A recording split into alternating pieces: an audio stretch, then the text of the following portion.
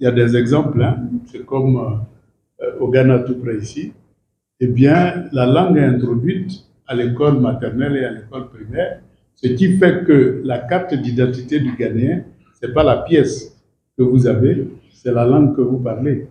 Et donc, parler la langue ghanéenne, la langue, ils appellent ça le Cui, parler cette langue-là, c'est vous identifier comme Ghanéen.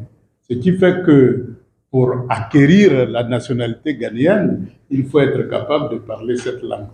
Donc, dès que vous parlez, même si vous n'êtes pas ghanéen, on vous considère comme tel.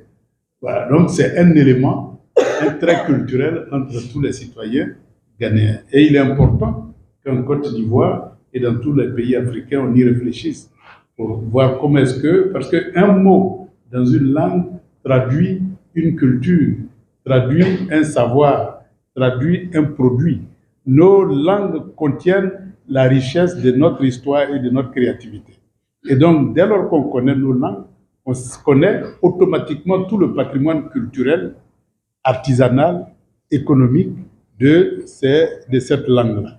Et donc, ça permet de nourrir et d'auto-centrer sa culture. Parce que aujourd'hui, lorsque vous produisez africain, on a l'impression que comme c'est en Afrique, c'est pas bon.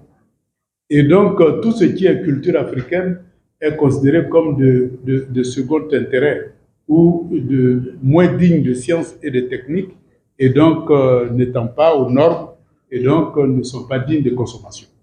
Alors que pendant plus de 3000 ans, c'est ce que nos parents ont consommé pour être aujourd'hui les pionniers, non seulement de l'humanité, mais de la civilisation. Donc, il est important qu'on s'approprie nos cultures et qu'on les valorise pour qu'on puisse consommer aussi ce que nos parents ont produit, mais aussi pour que ça serve de matière première à la recherche scientifique. Parce que si nous ne disons pas que ce n'est pas aux normes, mais qui va mettre aux normes? Ben, c'est nous. Et donc, il faut que dans nos laboratoires de recherche et dans nos universités, notre culture fasse l'objet de recherches scientifiques pour les mettre aux normes internationales et pour que ça soit consommé aussi bien en Afrique que hors du continent africain. Donc, notre culture est une mine de sciences et de techniques. C'est à nous d'extraire de cette mine-là les éléments scientifiques et techniques nécessaires pour les industrialiser.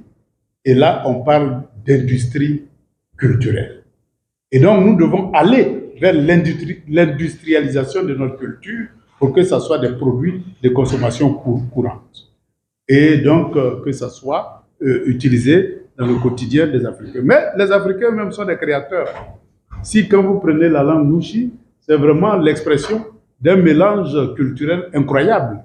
Quand vous prenez dans le domaine de l'alimentation, les Africains sont attachés à leur propre alimentation et ont tendance aujourd'hui à consommer ce que leur tradition leur offre comme alimentation.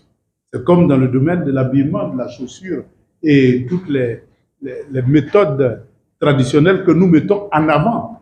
Et il y a eu des révolutions importantes comme la musique. Avant, à notre temps, écouter une musique africaine, c'était considéré un peu comme regard, comme attardé mental, comme acculturé. Mais aujourd'hui, on n'écoute que la musique africaine et les autres musiques ne nous disent rien du tout. Il y a eu une révolution culturelle dans ce domaine. Et ce qui a été fait dans le domaine de la culture, on doit le répéter dans le domaine de la santé. Les médicaments traditionnels que nous avons, qui soignent nos parents, qui continuent de soigner nos parents, mais qu'est-ce que nous en faisons? Nous considérons comme c'est des produits sans dosage, des produits ceci, etc.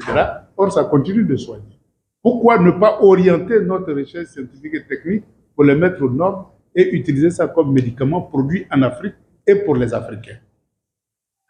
Et c'est comme dans le domaine de l'habillement, c'est comme dans tous les autres domaines de l'artisanat, etc. Pourquoi ici, je ne vois pas de décoration issues de l'artisanat africain? Voilà des éléments importants qui permettent de développer le patrimoine culturel. Parce que la culture, c'est vraiment l'élément dont nous avons en propre et que d'autres peuvent consommer. Donc, c'est non seulement des produits qui peuvent facilement se nationaliser, mais s'internationaliser parce que nous en sommes les seuls détenteurs et producteurs de ces cultures. Donc c'est une richesse économique. C'est pour cela qu'il faut parler, donner à l'industrie culturelle tout son poids et toute sa place dans le développement de nos différents pays. Maintenant, passons à la religion. Ne vous trompez pas, toutes les religions du monde sont fabriquées à l'image de la religion africaine. Ne vous trompez pas. Je vous conseille un seul document à lire, et vous retrouverez dedans la Bible, le Coran, le Veda, qui est le livre des Indiens. Vous retrouverez tous les anciens textes qui sont contenus, et ce livre-là, c'est le livre des morts. Et vous verrez même les 10 commandements de Moïse dans le livre des morts. C'est pour vous dire que l'Égypte, l'Afrique, a été la source de toutes les religions.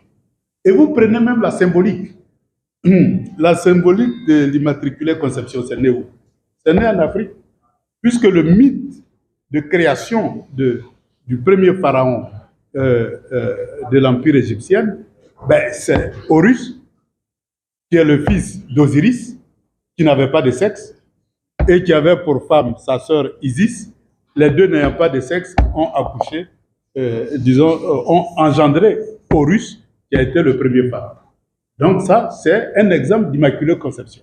Mais dans toutes les religions, vous verrez une forme d'immaculée conception qui donne une certaine légitimité à celui qui veut diffuser des valeurs, qui veut diffuser des connaissances, des savoirs et des savoir-faire. Donc, pour moi, que ce soit la religion musulmane, la religion bouddhiste, le confucianisme, nos religions traditionnelles, s'équivalent parce qu'ils ont la même source. C'est le livre des morts et l'Immaculée Conception. Donc, pour moi, je vais dire, il faut s'approprier, je dirais, toutes ces religions-là, qu'elles soient considérées comme africaines. Parce qu'elles sont toutes africaines, mais évidemment, chacun l'a adapté à sa propre vision du monde. Chacun l'a adapté à sa façon.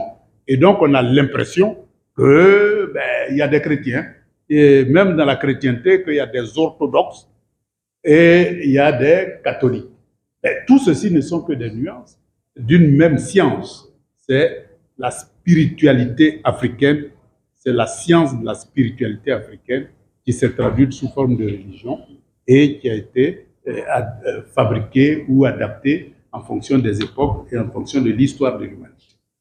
Mais évidemment, il y a toute une logique de sciences spirituelles qui part, je dirais, à la base, quand vous prenez par exemple la religion africaine ancienne, à la base c'était des sacrifices d'objets, des sacrifices humains, des sacrifices d'animaux, des sacrifices de ceci. Cela a évolué, on est passé des sacrifices humains à des sacrifices d'animaux avec la révolution d'Abraham, et cela a changé avec la religion chrétienne qui est passée des sacrifices à la croyance, à la parole de Dieu. Et donc, il y a des adaptations et des améliorations que chaque religion apporte. C'est à chacun de choisir sa religion. Mais sachez qu'à la base, c'est les mêmes valeurs. C'est les mêmes valeurs véhiculées, c'est les mêmes concepts de base et c'est le même logiciel de base. Et quand vous rentrez dans chaque religion, vous trouverez à la base ceci. C'est pour ça qu'il faut émanciper les religions africaines. Il faut les débarrasser de leur aspect, je dirais, anti-droit de l'homme, parce que l'essence est le même. Et pouvoir l'adapter au nouveau contexte pour que ce soit des religions normalisées, que ce soit des religions qui rentrent dans nos habitudes. Parce que la religion en Afrique n'est pas uniquement de la religion, c'est de la science et de la technique. Et donc, lorsqu'on maîtrise la religion africaine, il y a une bonne dose de sciences et de techniques qu'on maîtrise et qui sont des sciences très avancées. Je vous dis bien des sciences très avancées qu'on appelle généralement de la sorcellerie ou de la magie, mais c'est des phénomènes dont on n'a pas pris le temps de considérer comme des objets scientifiques pour chercher une explication scientifique. Sinon, il n'y a aucun phénomène qui ne soit pas explicable. Tous les phénomènes sont explicables pourvu qu'on se donne le temps de la recherche pour pouvoir, disons, les intégrer dans notre arsenal scientifique et technique. Donc la religion en Afrique est un potentiel de sciences et de techniques. Je vais vous donner un exemple. Quand j'étais ministre de l'Équipement, j'étais parti à Bondoukou et je devais faire une conférence. Et puis, bon, ben, on était là, et puis les nuages ont commencé à nous entourer. Bon, moi, j'étais inquiet parce que il allait pleuvoir. Il allait pleuvoir, donc j'ai dit, mais est-ce qu'on ne peut pas trouver une salle puisque dehors, là, on sera balayé par la pluie. Et il y a un qui m'a dit, ne t'inquiète pas, on va aller voir les sages du village. J'ai dit, bon, écoutez, moi, je ne crois pas à votre affaire, là, si on peut trouver une salle rapidement. Eh bien, il y a un vieux qui est venu avec un tam-tam, qui a commencé à taper le tam-tam. Et puis, j'ai vu les nuages se déplacer et aller ailleurs. Je me suis dit, mais il y a une équation qu'on ne m'a pas pris à l'école. Quelle est la relation entre les vibrations engendrées par des coups de tam-tam et le déplacement des nuages? En principe, on sait que les vibrations contiennent de l'énergie. Mais quelle est la relation entre les nuages qui se déplacent et l'énergie qui est produite par les tam-tam? On ne m'a pas appris à l'école. Et il n'y a pas de laboratoire de recherche pour ça. Et donc, évidemment, c'est des connaissances qu'on regarde en spectateur, mais dont on ne donne pas un contenu scientifique et technique. Or, on peut trouver la formule scientifique et technique nécessaire pour l'expliquer, pourvu que nos physiciens s'intéressent à ce phénomène-là. Et ils mettront en place les équations, et ça sera enseigné partout dans le monde, et on aura une connaissance qui est universelle. Et dans le même point, je vais donner un autre exemple. J'étais là et puis on a fait du feu. Et puis quelqu'un est venu les rentrer dans le feu. Il n'a pas été brûlé. Pourtant, ce même feu-là, quand on a mis un poulet dedans, ben, ça cramait. Je me dis là, il n'y a pas meilleur point que de venir créer l'école des sapeurs-pompiers à Bondoukou et de faire des recherches nécessaires pour mettre en valeur cette connaissance rare qui permet de maîtriser et de dominer le feu. Donc voilà des savoirs qui sont contenus dans nos traditions et dans nos religions, qui sont des curiosités, mais dont on ne se donne pas la peine et le temps de les introduire dans notre arsenal scientifique et technique et dans la connaissance universelle. C'est comme les ponts en liane. Bon, j'étais ingénieur des ponts et chaussées. Évidemment, je pouvais calculer tous les ponts, sauf les ponts en liane. Je voulais aller calculer les ponts en liane. Je crois que c'était dans un village de mon ami Mangli.